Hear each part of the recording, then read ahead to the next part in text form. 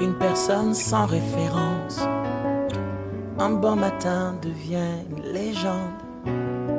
Namesana nangate koyebanae. Les courtes prières en public et les résultats sont magnifiques. C'est qu'elle est nanga koumenana no. Il m'appelait, je le sais. Likabwezo pela katinanga namituni pona nini ezo umela yakolobe. Chers téléspectateurs, shalom, shalom dans vos maisons, shalom dans vos familles. Gloire à Dieu, nous sommes encore contents, très heureux, comme ça a toujours été le cas, de partager ces temps avec vous, de partager cette tranche de temps d'édification avec vous, avec cette structure d'ATK Édification et avec cette grâce que le Seigneur ne cesse de nous faire. Voilà.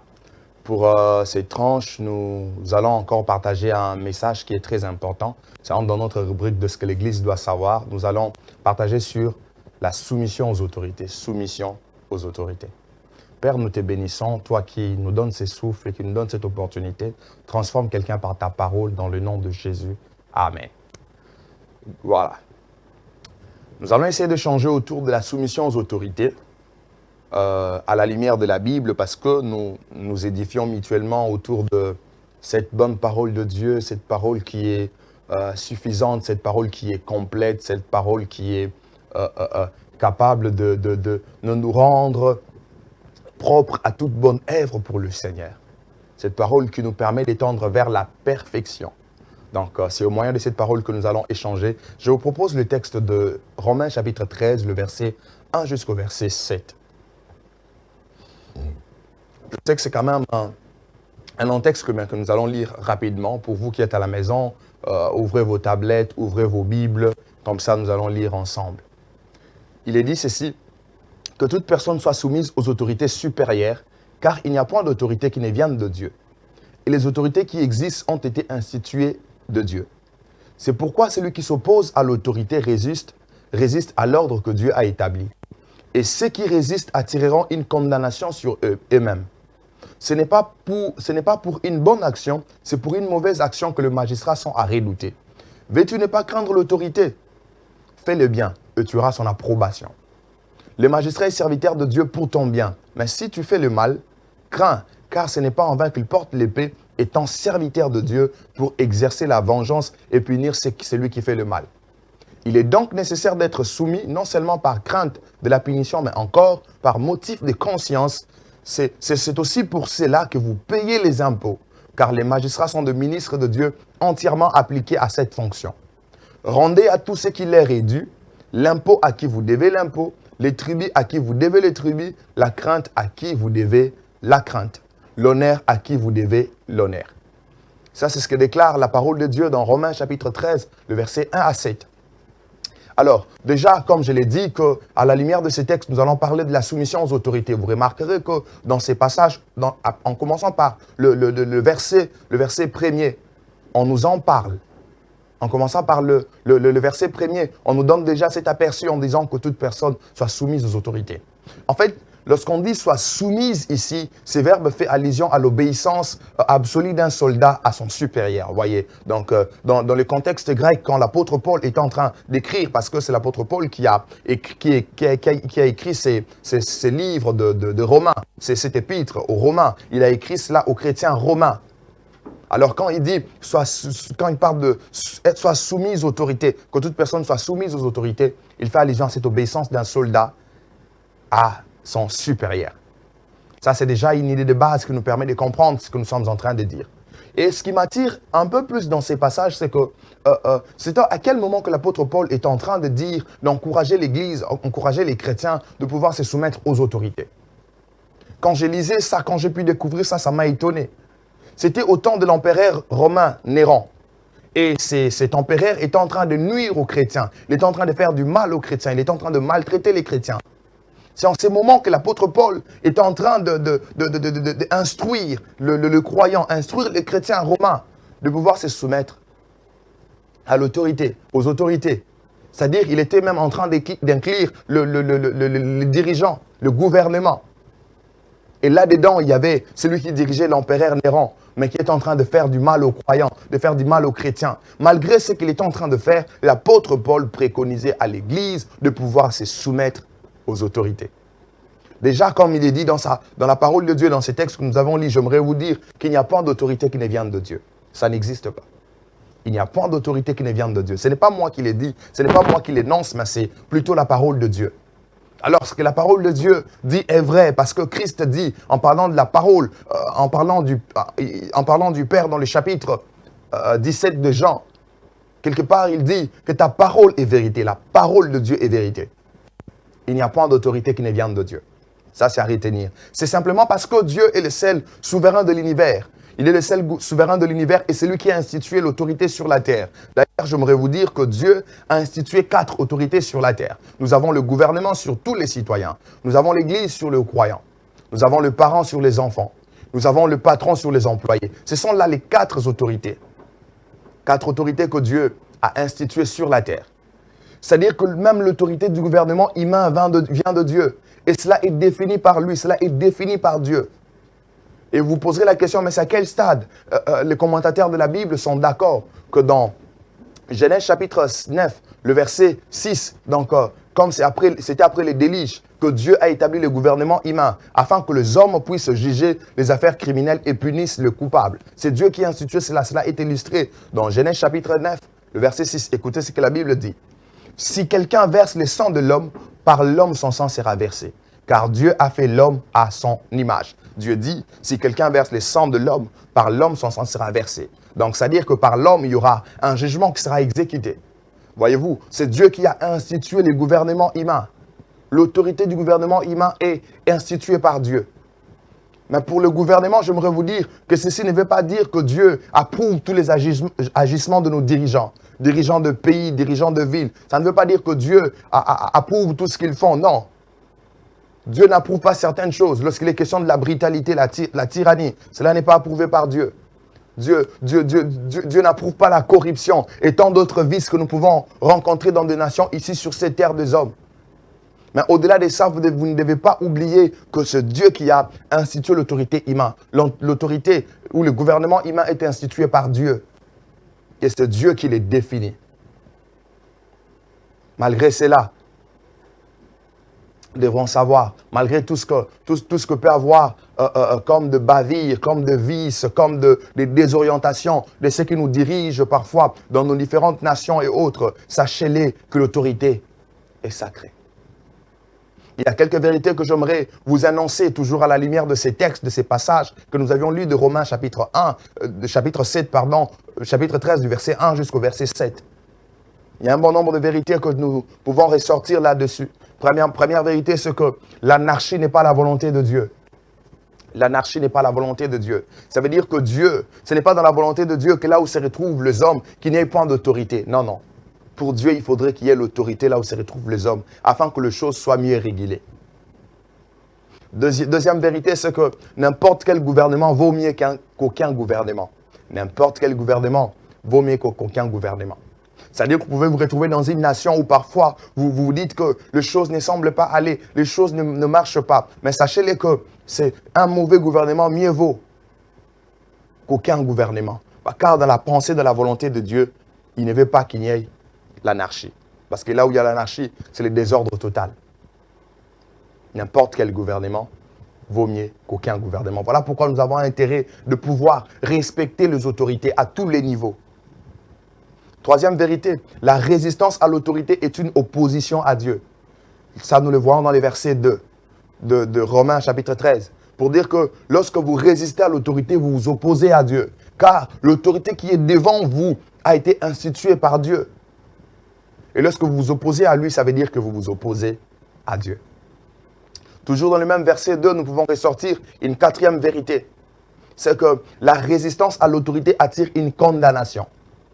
La résistance à l'autorité attire une condamnation. Lorsque vous résistez à l'autorité, supposons que vous résistez au gouvernement humain, cela vous attire une condamnation. Pourquoi? Parce que lorsque vous désobéissez à la loi constitutionnelle et tout autre texte législatif, Lorsque vous passez outre, vous serez sanctionné.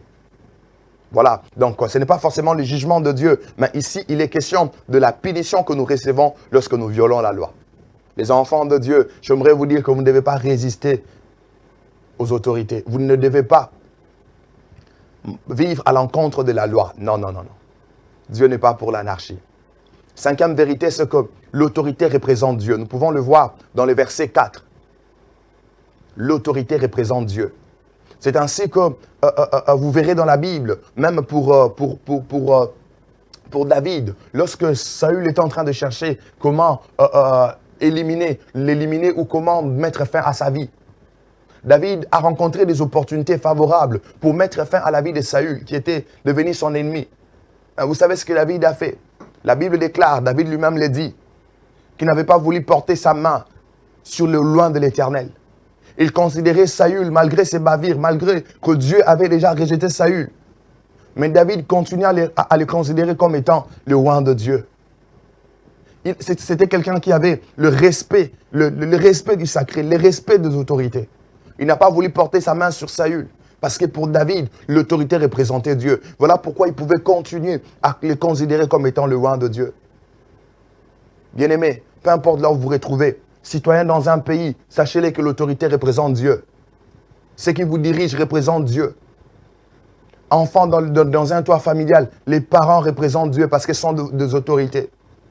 Employés dans une entreprise, vos dirigeants représentent Dieu parce qu'ils sont des autorités. Fidèles dans une église, sachez-le que ceux qui vous conduisent représentent Dieu. Le pasteur et les autres représentent Dieu parce qu'ils sont les autorités. Sixième vérité que j'aimerais énoncer, toujours en rapport avec ces textes sur la soumission des autorités.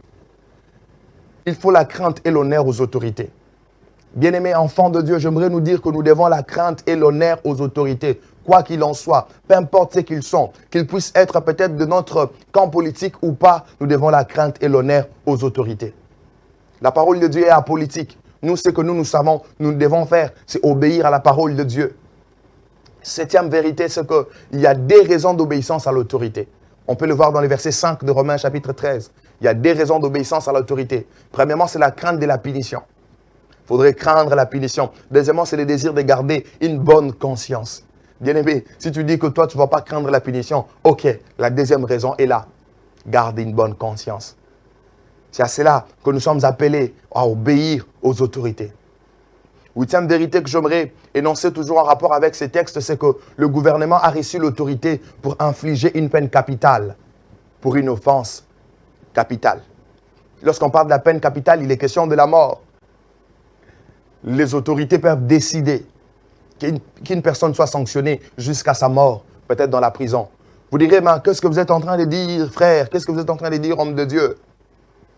N'est-ce pas que c'est contre la loi de Dieu qui dit « tu ne tueras point » Non. Ces commandements « tu ne tueras point » ne se rapportent pas au meurtre et non à la peine capitale. La peine capitale, c'est autre chose. Lorsqu'on dit « tu ne tueras point », c'est-à-dire « tu ne commettras point de meurtre ».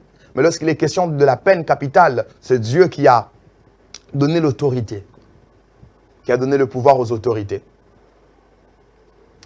Neuvième vérité que j'aimerais énoncer, c'est de vous dire que le travail du magistrat n'est pas incompatible à la chrétienté.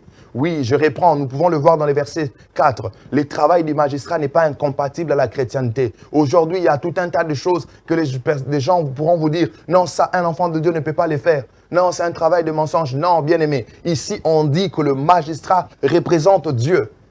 C'est-à-dire que si tu es enfant de Dieu, ce qui est important, c'est que tu fasses ton travail selon le principe et que tu le fasses tout en obéissant à Dieu. C'est ce qui est suffisant. Oh non, un enfant de Dieu ne peut pas faire de la politique. C'est écrit où dans la Bible? À un certain moment, nous devons mettre certaines choses de côté. Soyons bibliques. La Bible n'a pas interdit cela. Ce qui est important, c'est de rester dans la crainte de Dieu, peu importe ce que vous faites. Voilà, ça c'est important et capital. Enfant de Dieu, tu veux être juriste, je t'encourage. Pourvu que tu fasses ton travail en alignement. Dixième vérité, nous avançons pour clôturer ces messages sur la soumission aux autorités. Dixième vérité, c'est que payer les impôts est la volonté de Dieu. Enfant de Dieu, Église, j'aimerais vous dire que payer les impôts est la volonté de Dieu. Vous me direz, mais qu'est-ce qui se passe, homme de Dieu? Tu deviens fiscaliste ou quoi? Pas question d'être fiscaliste. Mais c'est question de vous montrer la parole de Dieu. Parce que quand vous lisez même Christ dans Matthieu chapitre 22, verset 17 à 21, comment il recommandait aux disciples en disant « Rendez donc à César ce qui est à César et à Dieu ce qui est à Dieu ». Alors qu'ils étaient là pour lui poser la question de savoir s'il était permis de pouvoir payer les tribus à César, c'est-à-dire l'impôt. Christ n'a pas été contre cela. Christ n'a pas été contre le paiement des impôts. Christ n'a pas été contre. Christ n'a pas été contre le paiement des impôts. Il a dit, rendez donc à César ce qui est à César et à Dieu ce qui est à Dieu. Ça, c'est très important et très capital. Jésus n'était pas contre le paiement de la tribu à César, l'impôt qui était dû à César. Jésus n'était pas contre cela. Parce que, à vrai dire, l'impôt, c'est un soutien financier que nous accordons aux autorités, que nous accordons au gouvernement pour pouvoir remplir leur mission régalienne. Vous vous direz, mais certes, ces gens, nous payons des impôts, mais qu'est-ce qu'ils en font? C'est qu'on ne voit pas clair. Oui. Ce n'est pas ça d'abord notre problème. Je sais que ceux qui dirigent des États, ceux qui sont des autorités, ont aussi leur part de responsabilité. Vous qui nous suivez, vous êtes autorité, vous êtes dirigeant. À ce qui concerne le domaine des impôts, lorsque vous les recevez, sachez-les que c'est pour mieux exercer vos missions régaliennes, pour l'intérêt de la population. Ça, c'est très important et très capital. Donc, c'est donc un soutien financier. Voilà pourquoi, lorsque vous êtes dans un contexte où il faudrait payer les impôts, payez-les. Oh non, moi je vends au marché, acheter la patente, acheter. Oh non, il faut ticket autre, payer. C'est pour notre intérêt. C'est pour notre intérêt car sur le plan économique, pour la vie d'une nation, les impôts sont très capitaux et très, très importants. C'est toujours pour notre avantage. Autre chose, onzième ou dernière vérité que j'aimerais énoncer dans cette tranche, c'est pour nous dire que lorsque vous devenez une autorité, cherchez à travailler pour le bien des autres. Lorsque vous devenez une autorité, cherchez à travailler pour le bien des autres. C'est à cela que Dieu vous appelle. Mon souci, c'est que Dieu vous élève, que Dieu fasse de vous de grandes autorités, que Dieu fasse de vous de grandes personnes. Mais lorsque vous serez au sommet, cherchez à travailler pour le bien des autres, pour le bien de la population. N'exercez pas votre pouvoir juste pour nuire aux autres ou pour vos propres intérêts, au détriment des intérêts des autres, au détriment des intérêts de ceux qui vous ont placés. J'aimerais vous dire que lorsque vous devenez une autorité, travaillez pour le bien des autres. Ça, c'est très important et très capital. Mais vous me direz, homme de Dieu, qu'est-ce qui se passe? Il n'existe pas des contextes dans lesquels nous devons peut-être aller à l'encontre des autorités? Oui, ce sont des cas exceptionnels. On ne peut résister à l'autorité que si ce que l'autorité nous demande de faire est contre la loi de Dieu. C'est un peu comme Daniel. En ces temps-là, on avait signé un décret pour dire que personne ne devait prier d'autres dieux. Ils devaient être dans l'idolâtrie pour prier le Dieu babylonien. Daniel avait refusé. Il ne s'était pas incliné face à cela, il s'était opposé. Lorsque l'autorité vous incite à faire quelque chose qui est contre la loi de Dieu, c'est dans ces cadres-là que vous pouvez résister à l'autorité. Dans l'autre cadre, ce n'est pas possible. Je me souviens de Pierre, des apôtres. Lorsqu'ils ont été arrêtés, on leur interdisait de prêcher Christ. J'aime la réponse dans Actes des apôtres. Il dit, jugez-en, s'il est-il convenable d'obéir à Dieu que de vous obéir. C'était pour dire qu'au-delà de la soumission que nous devons aux autorités, cette soumission commence par Dieu. Lorsque l'autorité vous incite à faire quelque chose qui va à l'encontre de la loi de Dieu, là, devant Dieu, vous avez raison de ne pas vous soumettre. Mais dans les cas contraires, nous devons nous soumettre aux autorités. Soumettons-nous. C'est très important et très capital. Peu importe leur camp, peu importe ce qu'ils peuvent être, enfants de Dieu, nous sommes appelés à la soumission. Si vous savez ces choses, vous êtes heureux, pourvu que vous les pratiquiez. Que Dieu vous bénisse.